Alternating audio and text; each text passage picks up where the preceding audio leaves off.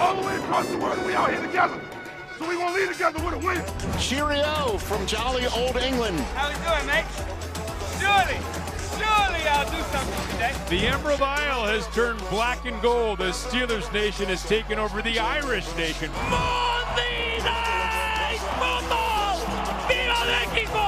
Viva la Mexico!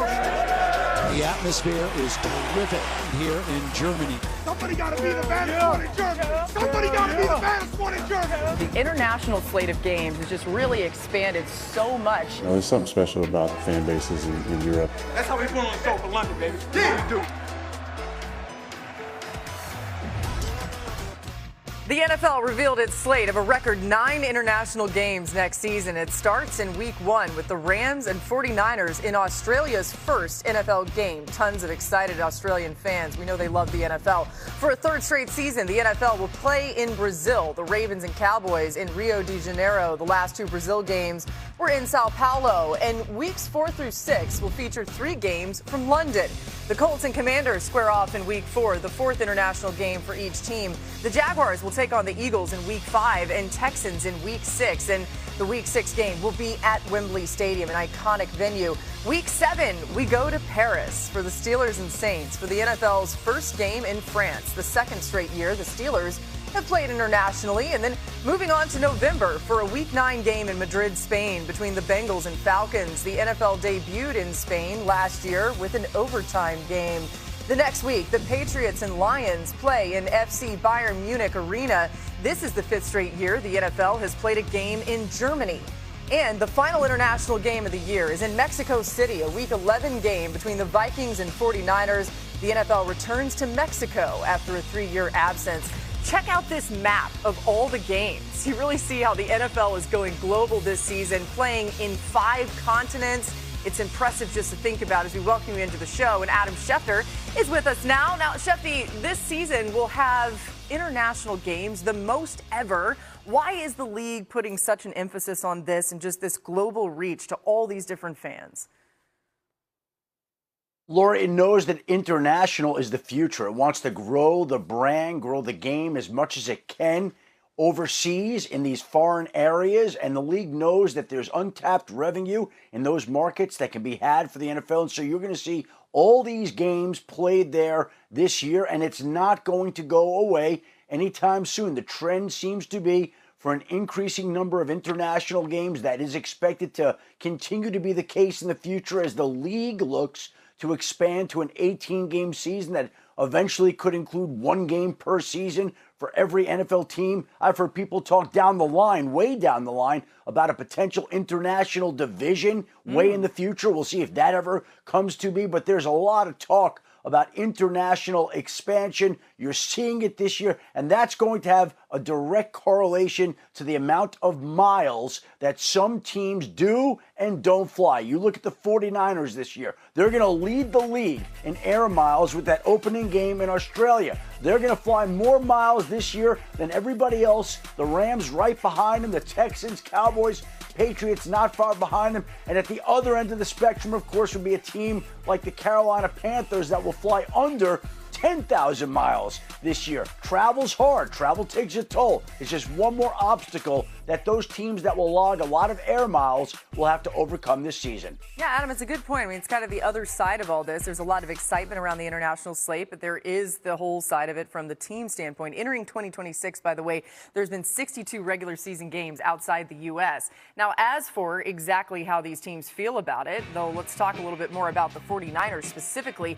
They play in 2 international games this season. They'll open the season in Melbourne, Australia, a mere 7,865 miles from San Francisco to take on the division rival Rams. But they'll also play the final international game of the season in Week 11, taking on the Vikings in Mexico City, the 3rd time San Fran has played in Mexico City.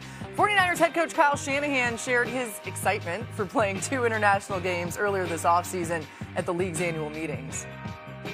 I was so fired up. That was our goal, to go 19 hours away to play a game. So I think we're going back in time or into the future. I think we gain a day or lose a day. I'm not sure which one yet, but it is what it is. We'll deal with it. And I think there's 8 international games. We got 2 of them, so we're fired up about that. Yeah, I mean, tongue firmly planted in cheek on the excitement I was alluding to there from Kyle Shanahan, Booger McFarland, Louis Riddick, also with us today. Look, when you think about what the Niners are going to have to deal with the 2 international games, do you have any concerns for San Fran heading into this season, just knowing some of the maybe potential schedule challenges they'll face? Yeah, travel is always tough, and I get it, especially when you add that Australia trip in there. I'm not necessarily concerned about that. Like, every team's got to get on the plane, and these guys aren't exactly flying on Southwest planes. That's number one. I think the biggest thing for the 49ers has got to be, can they stay healthy? Like, it seems every year this team gets their stars banged up more and more, whether it's Nick Bosa, whether it's Fred Warner, Ricky Pearsall. Kyle Shanahan did Coach of the Year honors last year as far as the work he did on the field. But at some point, you would love to see him have a full roster with his entire complement of players with that Coach of the Year resume that he has. I think from an offensive standpoint, you saw where they drafted Deshaun Stribling. They're going to try to become more explosive in the passing game. But they got to get guys to stay healthy. And I know that's not an X and O deal, but if you get this team to stay healthy, with everything that Kyle Shanahan can do and how Brock Purdy can play, this team will be in the postseason. And that's what every team is trying to do.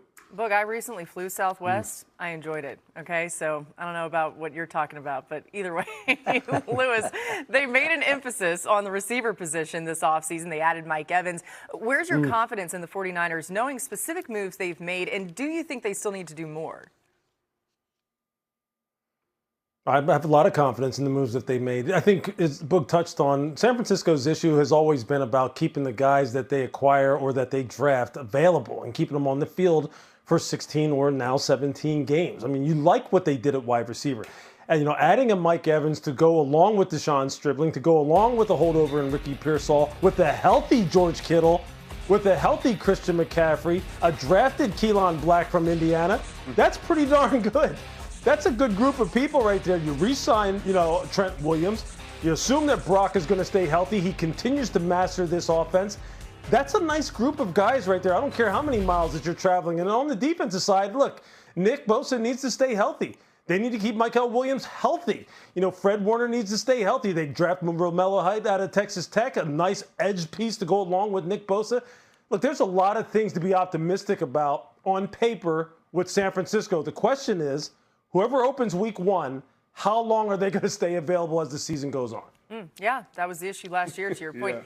You guys, that's not all from San Fran, okay? I want to take notice of this. 49ers tight end George Kittle tweeted this morning about an eventful early morning. At 4 a.m., he said, "This morning, as I laid in a deep slumber, I was called to action by my wife, who had discovered a spider the size of a $50 in the bathroom without hesitation." Oh, there's the spider. Oh, my goodness. I didn't know that was going to happen. That kind of freaked me out. He says, "I arose to combat the intruder. Claire handed me the slant board I've been using for rehab, and I immediately knew the spider had no chance. It took but one attempt to strike down my opponent. I received hugs and kisses for my bravery and fell back asleep with confidence. Have a great day, gentlemen." Shefty, seems like the status of the spider in Kittle's house is doubtful. Any updates, though, on Kittle's recovery from his torn Achilles? Well, Laura, not all heroes wear capes, and that was a bold, brave act by George Kittle this morning to take care of that spider for his wife, Claire. We salute him for his efforts. And yes, he is on track right now to get back for the upcoming season, assuming that there are no substations outside in Australia that prevent him or set him back any further from coming back from that torn Achilles that he suffered here in January. The hope is that he'll be ready for the start of the season. He's a warrior. We'll see if he can make it back in time, but they're counting on getting him back as soon as possible. Doesn't help to have the early game early in the season, but that's what the 49ers now have to deal with. But at least he's in training. He got some sleep here before he had to kill the spider. Now we'll see if the spiders and the other spiders re-emerge on the Kittle household, and he has to take care of them as well. Yeah, I mean, listen, I hope that was the last one. Hopefully, he just eliminated that. Oh, my God. Do it one more time. I just want to look at that spider again. Can we do it again? Ah! George! Where's George when we need him? Where's your if I see a board? spider, if I see a spider that big in my house, I'm running out. Taking it down. All right. Yeah, I've smacked a few in my day. Okay, how about this? Let's talk about the Jags a little bit more as we continue on with our international slate that's been announced. The Jags seem to be London's adopted franchise. Adam, there have been some notable changes in Duval County, most notably the departure of running back Travis Etienne. How's Jacksonville feeling about filling that spot this season? Listen, I think they're expecting Bashal Tutin, the rookie running back from last year, to step up, and they went out during the offseason and signed Chris Rodriguez, the free agent running back formerly of the Washington Commanders. And I think that they feel like those backs can help overcome the loss of Travis Etienne, who signed with the New Orleans Saints. Of course, they have LaQuint Allen Jr., a pass catcher as well. So there are a combination of backs. And the Jaguars have made a lot of good moves. They've essentially called out the right numbers here. And James Gladstone, the general manager, Liam Cohn, the head coach, Grant Udinski, the offensive coordinator. This is an organization that last year was ascending. It figures to continue to ascend here in the future, but they're just going to have to do it without a running back who was a key cog in that offense last season. Yeah, but when you think about the Jags, it feels like Trevor Lawrence showed us what could be possible last season, getting in partnership with Liam Cohen, right? And you see what they were able to create. How can he continue to build on some of that momentum and really continue to live up to the expectations that I think we all kind of had from him when he was the #1 overall draft pick? No doubt. And when he was a #1 overall draft pick, we talked about being a generational talent. You know, we kid and call him the nickname Sunshine, but he's 6'5", 240 pounds. He can run. He's super athletic. But I feel like the biggest thing that's missing is the consistency. Can you be consistent week in and week out? And then when the games matter the most, when all the chips on the table, you got to show up and play. Like, that's what we laud Mahomes and Josh Allen and Lamar Jackson, because more times than not, when the game is on the line, those quarterbacks make plays. Trevor Lawrence has got to get to the point where when he puts his team in a position consistently, can he show up and make those plays? That's the thing that's missing. We see the generational talent. We just don't see it enough, Laura. And I think that's the thing that he and Liam Cohen have to continue to work on, the consistency, week in and week out. It's not necessarily about the splash plays. It's about the consistency of having above-average quarterback play. That's what they're missing in Jacksonville. Yeah, you did see the influence of Cohen on him, though. I mean, better decision-making in a lot of ways, especially in the red zone. That had been an issue before. Now, Lewis, there was some scrutiny on the Jags draft. Is it warranted? Yeah, I think it is if you're someone who really likes to nitpick, you know, the whole concept centered around value. And look, with their first 3 picks, the first 2 in particular, when you think about Nate Borkacher, the tight end out of Texas A&M, Albert Regis, the defensive tackle out of A&M, those are 2 guys that, quite honestly, for me, when I watch them, I don't care what consensus says. I don't get into all that. But these guys weren't the kind of impact players that I would have expected to go that high in the draft. Jacksonville obviously sees it different. Emmanuel Pregnon, the guard out of Oregon, nice player now. That is a guy, Tanner Koziol, who they got in the 5th out of Houston. I liked him more than Borkacher. So look, we all know that player personnel evaluation is very subjective. We're going to see whether Jacksonville can get the kind of value out of them that they expect. But right now, it's up in the air. All right, guys, I'm just going to go ahead and say I apologize on behalf of our show here. I'm getting a few tweets. People were a little freaked out by the spider that went across the screen. People are in their living rooms jumping off their couches. On behalf of NFL Live, I'm issuing an apology for that. But I'm actually not sorry, because that's funny if you jumped off your couch. We're just getting started on the show. The spotlight is on Lamar Jackson, and it's not going anywhere. Now Troy Aikman is weighing in on what this season could mean for the former MVP. You don't want to miss this. That's next. Plus, life is not getting easier in the NFC West. So have Sean McVay and the Rams done enough this offseason to shift the balance of power? We'll discuss that next, and you'll hear these guys' takes. NFL Live is brought to you by Coca-Cola. High praise for himself this upcoming season. I'm the only running back that's consistently a top 10 back in the league that's not in that hasn't in the past been in always in the most ideal situation. So I feel like now, AG and Mooj, I feel like they really put me in position with all the guys we brought in and the team we're building around us to really flourish and for me to really be myself. So everything goes as planned. I feel like this could be my best season for sure. Look, you agree with Hall? I completely agree. First of all, way to give yourself flowers, Hall. If nobody's going to give you flowers, give yourself some flowers. That's number 1. Number 2, I love the physicality of this offensive line. And what can't Breece Hall do? He can run with power. We know he's got speed. And now you add in with this offensive line, with the tight ends that they have, they're going to be physical and run the football. And Breece Hall is going to get his opportunity to back those words up of him being not just a top 10 back. He may be creeping toward top 5 or 7 running back in the National Football League.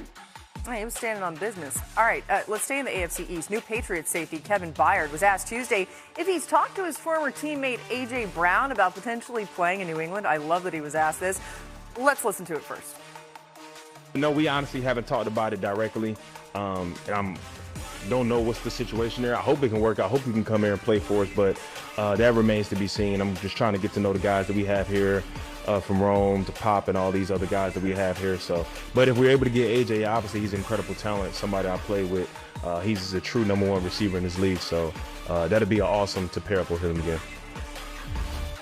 Kevin, you are working out with this friend in the offseason. It's kind of, I don't want to call anybody a liar, Lewis, but do you believe that he really has not talked to A.J. Brown about potentially becoming a Patriot?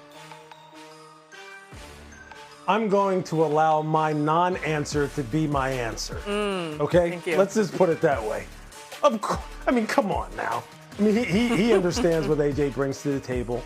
Look, all the guys in the NFL, it's a big, giant fraternity. Some guys you have real great relationships with. AJ is a premium #1 that takes New England's offense from here to here. And that's someone that any GM would be trying desperately to go ahead and pull off that kind of trade, as I'm sure Elliott Wolf is trying to do in New England. Yeah, by the way, Kevin, shout out for a great way of handling that answer. We're just giving you some crap. To Baltimore, where Hall of Fame quarterback Troy Aikman spoke on Get Up this week about his expectations for Lamar Jackson and the Ravens. The expectations are what they've been. I mean, you expect Lamar to be in the MVP conversation. You expect the Ravens to be right there at the end of the day, which they typically have been. When you are a veteran quarterback, franchise quarterback, and you've had the years that Lamar has had, now the coach leaves, you got a young coach, first-time coach coming in, that puts a lot on the plate of the quarterback. So the expectations certainly are going to be higher for him. Hopefully he can stay healthy, but I don't think anything changes. Adam, how would you describe the expectations on Lamar? Well, here's the interesting thing, Laura. Lamar Jackson has been a full participant in the offseason program so far. That hasn't happened in the past. So it certainly feels like he's rededicating himself. There's obviously a new offensive coordinator in Declan Doyle. There's a new head coach in Jesse Minter. There's a new culture there in Baltimore. And it feels like Lamar Jackson has reacted very favorably to that. He has not shown up and participated in prior offseason programs. The fact that he's there right now and has been a full participant, I think, lends itself to him having a big season this upcoming year. Yeah, it's a good sign that he showed up for sure, and we'll wait and see exactly what the Ravens' schedule looks like as our schedule release show comes your way on Thursday. We're going to know a lot more about it. Gets you excited for football, and coming up next, the Rams' late-season showdown with Seattle in Week 16 did not disappoint. It had drama, controversy, and one of the wildest two-point conversions we've ever. We'll be with you on Thursday night at 8 p.m. Can't wait for that. And in the lead-up to the schedule release, we're looking back at some of the best games of 2025. Today, we look back at the Week 16 Thursday night matchup between the Rams and Seahawks, and boy, this one was good. Both teams are 11-3. The winner, according to our analytics, is in the driver's spot to earn the 1 seed in the NFC.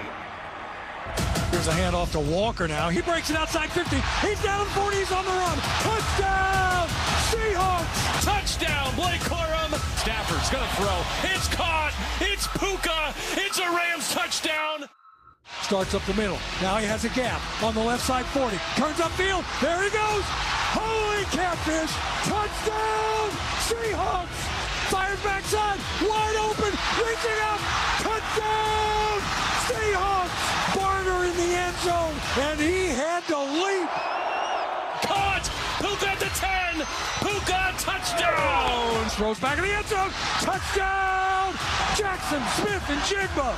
Control of the West, control of the conference. To be decided on this two-point try. Darnold has time. It's caught! Holy cow!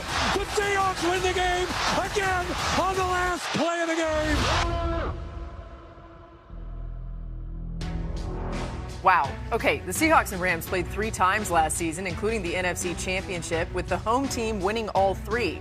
Now, all games were decided by 4 or fewer points, with Seattle having an 88-85 advantage. So close, though, right? The Rams led for more time than the Seahawks in those games. So, Lewis, Seattle coming off winning a Super Bowl. Do you like what they've done to address their roster this offseason?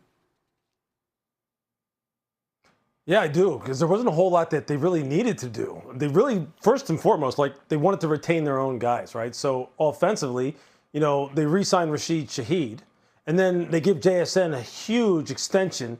I mean, those are big moves right there. Right there, they retain two guys who are just dynamic playmakers for him. So then you move to the running back position, right? They let Kenneth Walker go. They draft Jadarian Price out of Notre Dame late in the first round, which you sit there and you go, could they have really just upgraded at running back? They could have gotten younger, maybe even more explosive, maybe even more dynamic at running back.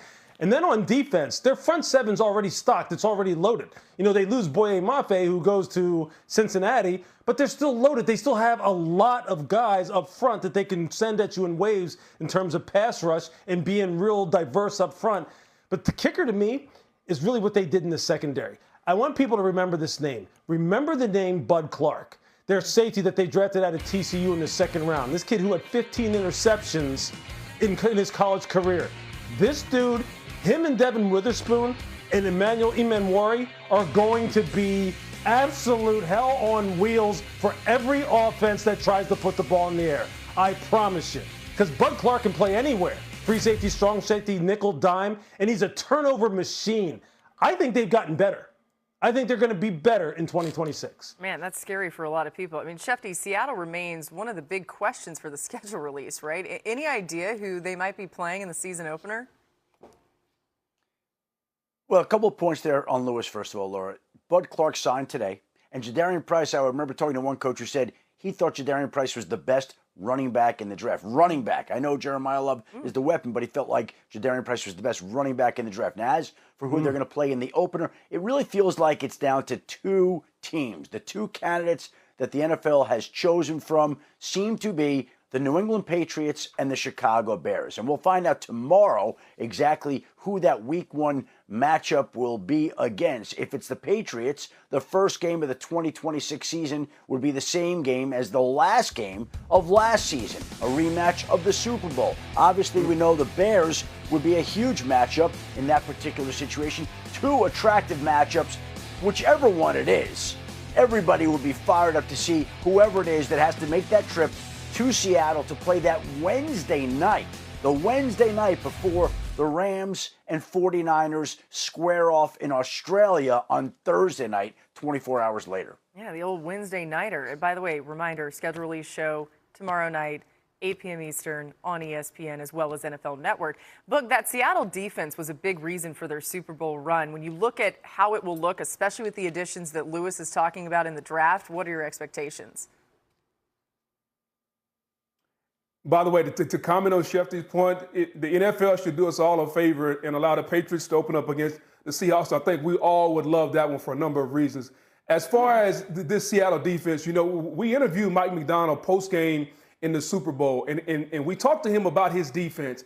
And the biggest key to this defense is they play the run with a light box. They keep both their safeties back. And so when you look at how this defense plays, until someone can run them out of that defense, this defense is going to be the same. The key to that defense is Leonard Williams because he allows them to keep both of those safeties back. They can play the run essentially a half a man short. And as long as they can do that, we talked about this front seven. We know what the linebackers are like, the secondary, the scheme. The scheme is one of the best schemes in the National Football League. Mike McDonald does an outstanding job. And until somebody can get them out of that too high safety shell and make them bring a safety down, this defense is going to continue to dominate and be as good as advertised. Yeah, they called themselves the dark side. They didn't want to be the Legion of Boom, even though some of the numbers were similar. They weren't trying to be compared to that great defense, but the dark side had a lot to write home about. I wonder if they'll get a new name this year. Okay, so we saw Seattle on the one side of that game from last season. How about the Rams? After a loss to the Seahawks in the NFC Championship game, the Rams will try to run it back with Matthew Stafford and Devontae Adams this season. They did draft the heir apparent to Stafford in Ty Simpson, taking him 13th overall. He'll be working with Nate Scheelhaase, who was promoted to offensive coordinator after Mike LaFleur was hired as Arizona's head coach. Adam, one of the more notable moves this offseason was the Rams drafting Ty Simpson 13th overall. How do you see the relationship between Stafford and Simpson playing out? Well, Matthew Stafford is going to be a great mentor to Ty Simpson, but if we're being honest, Matthew Stafford could not have been overly happy that that was the selection that this team made with its first-round pick when it already had traded for Trent McDuffie. This is a team that might just be the best team in all of football. They're looking to win the Super Bowl on their home field again this season. That would be the hope and goal. Ty Simpson, in all probability, does not help them with that goal this season. And so Matthew Stafford, who is in the back part of his career, obviously would like to see a wide receiver like a Mekhi Lemon come into Los Angeles. Instead, it's his potential successor one day, which doesn't do a lot to help him and them this season. Can't imagine he was overly thrilled about it, but he understands the long-term picture and what this franchise is thinking. Yeah, you still wonder if they would add a receiver at some point. We'll see. LA has done some things this offseason. Boog, do you like what they've done to help out Stafford and company? Well, to help out Stafford and company, I think they helped their defense out because that was the Achilles heel toward the end of last season when you look at their secondary. Jalen Watson, Trent McDuffie. It's amazing the best moves they made were prior to the draft because I think those two corners is going to reshape that secondary. The Ty Simpson move didn't help them at all.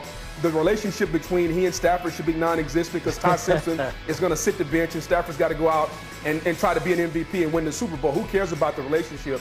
But as far as what they did to this defense, if they can continue to get those guys, Byron Young and Verse and Fisk, those guys have to come alive and continue to rush the passer. If McDuffie and Watson are as advertised, this is the way that they've helped Matthew Stafford because they will get the ball back to this offense. Yeah, Lewis, when you think about that, I mean, just the talent of McDuffie and Watson, like Boog is talking about, is that enough to make it? I mean, they're not just trying to win and get to the postseason. Like, they're trying to win a Super Bowl. Does that make them a legitimate, bona fide Super Bowl contender? No doubt. Absolutely no doubt. Think back to the NFC Championship game last year. Who couldn't they slow down? They couldn't slow down JSN. They couldn't stop Jackson Smith and Jigba.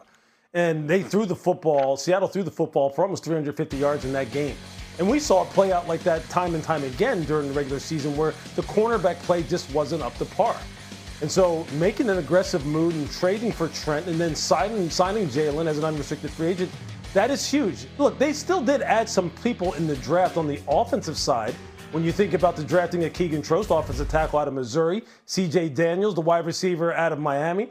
I know these guys are down the line third-day additions to this football team that people go, well, that's not really helping Stafford. But the offensive line did need depth. They needed some help. They needed somebody to really challenge the start at right tackle. Trost will do that. And C.J. Daniels, look, this is a guy who is tough as heck, who's big, rangy, likes to block. Isn't that exactly what Sean McVay likes in his wide receivers? So I think don't discount those additions also. Yeah, it's a good point. They added some depth there for sure in the later rounds. People probably are not giving enough credit to. Thanks to Lewis for reminding us. New on NFL Live. We've got another game announced involving the Rams. The first Thanksgiving Eve NFL matchup. The Packers and Rams on the Wednesday night before the Thanksgiving on Netflix. I promise there's still going to be some games that haven't been released by the time we get to tomorrow night, our schedule release show. But either way, that's going to be a great one. Let's get to some more top stories around the NFL with Adam Schefter. Shefty, kick us off with the latest on Aaron Rodgers' future in Pittsburgh. Well, Laura, 1 week after we read about Aaron Rodgers supposedly showing up in Pittsburgh, he still has yet to show up at the team facility. There's still no contract agreement in place between Rodgers and the Steelers. However, let's keep in mind the Steelers have their off-season workout program or their OTAs beginning on Monday. We'll see if Rodgers shows up in time and they can figure out a contract to get that done by the time Monday begins. Meanwhile, Michael Penix, who tore his ACL 6 months ago, is back on the field throwing. He still feels like he'll be back in time for week one. The Falcons are being careful and cautious with him. We know they went out this offseason and landed Tua Tagovailoa, but it's a situation where Penix believes he should be back in time for week one. And earlier today, as you mentioned, we saw the NFL announce all its international games. Look at all those matchups being played in London and Paris and Australia and Mexico City. They go from week one all the way until late November when the Vikings and 49ers travel to Mexico City. A big slate of international games, the biggest slate the NFL has ever had, and it's probably a sign of things to come in the future. Adam, real fast, which of those cities would you really like to go to? If you're going to pick one. Laura, Paris would be fine by me. If they wanted to send us all to Paris for the weekend to go cover that particular matchup, Saints and Steelers, like the first ever game in Paris, we're down for that if they want to send us there. That'd be great. Yeah, if anybody's listening, any of our bosses, we love you. We appreciate you for our jobs, and we'd love to go to Paris. All right, still to come. Joe Burrow takes his fashion and his game overseas to Spain for a matchup between the Bengals and the Falcons. Can Joe Cool steal the show on the international stage? We discuss that next. We'll be right back. I don't think it's going to be snowing in Spain, by the way. It's misleading.